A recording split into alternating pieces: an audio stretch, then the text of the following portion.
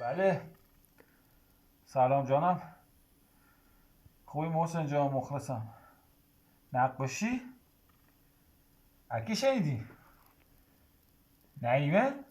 ای بابا، ولی کی میخوای؟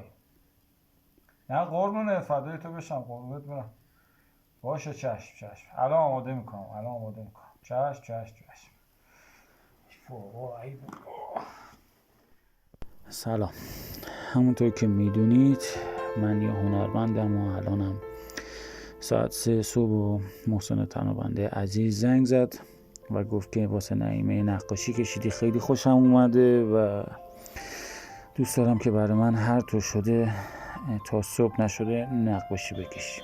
اونم با تمام خستگی‌هایی که داشتم تصمیم گرفتم برای محسن تنابنده عزیز که خیلی دوست داشتم یه کار براش انجام دادم. خیلی خوشحال شدم که خودش به هم تماس گرفت و این پیشنهاد داد. شما هم اگر دوست داشتی نقاشی یه بازیگر دیگه ای رو بکشم، حتما تو کامنت ها بهم بگی.